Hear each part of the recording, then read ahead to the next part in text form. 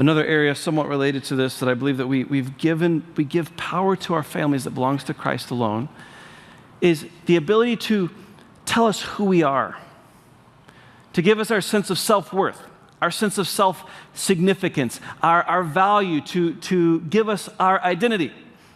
Throughout life, anytime we're interacting with anyone, in some way, shape, or form, they're holding up a mirror to us to tell us who we are. People throughout your life, they tell you what you're good at, they tell you what you're bad at, they tell you what they like about you, they tell you what they don't like about you. They communicate value or lack of value to you in the way they interact with you. This happens every single day, all day long. And human beings inevitably have to choose who it is in their life that they're going to hand the mirror to and say, this person, I really am choosing to believe whatever it is they reflect back to me. And so these people in your life that you've handed the big mirror to, when they criticize you, oh, it unravels you. When they encourage you, it really can puff you up for a time. They're the ones that you've really entrusted this mirror over to in your life. Now, the place that we give these mirrors out in the greatest measure is our family. Parents do this with kids. Kids do this with parents. Siblings do this with siblings. If you wonder why parents go nutty out on the soccer field and their kids, it's because they have given their kids the power to reflect back to them who they are. They're representing them, their sense of self, their sense of worth, their sense of significance. This happens again and again and again. And the thing that we have to do as Christ followers, and the thing that we have to understand that Christ wants us to do, is he wants us to take the mirrors back that we have invested to others to send the messages to us about our sense of self, our sense of significance, who we are not, and to give that to God alone. He alone can tell you who you are. It is looking at your Father in heaven is the only one that can give you your sense of worth, your sense of value, your sense of significance, and you have to look to him alone for that.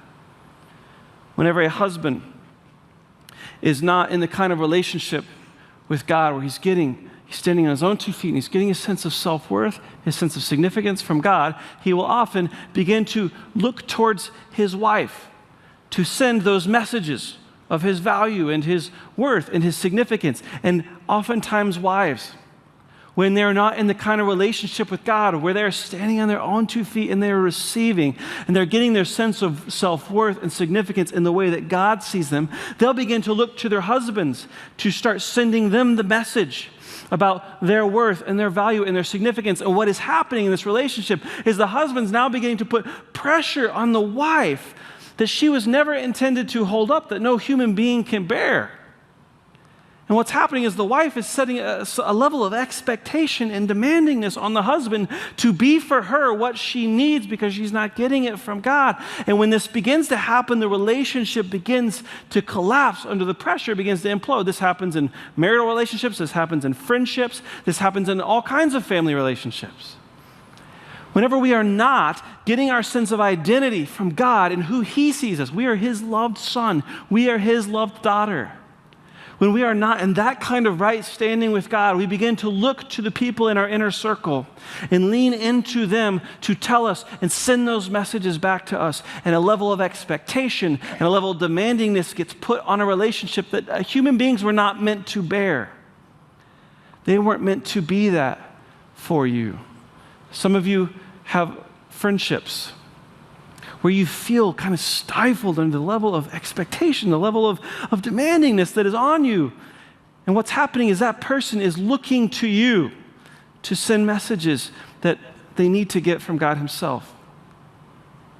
And when two people come into relationship and they're both standing on their own 2 feet and they're receiving their sense of wholeness and self from God, love can be passed freely back and forth without the level of expectation and demandingness on it. Now, something that's very interesting that happens is when one person in a relationship enmeshed like this begins to look to God to get their sense of worth and their sense of identity and their sense of self-significance and all of that, and the other person is not doing that yet, well, what happens is this person might have been finding their sense of worth by being needed by this person.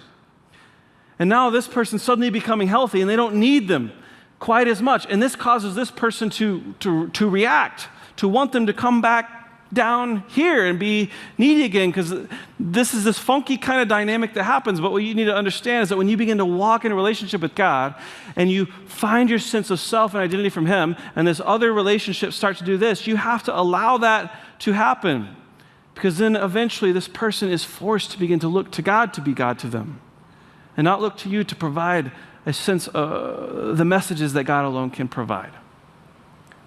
We cannot entrust over to our families even the mirrors that tell us who we are. It's not that God can't speak through people, that he absolutely does. In fact, we have to learn that. That's a lesson for a whole nother day. But the point is that we're looking to God himself to be the one to tell us who we are.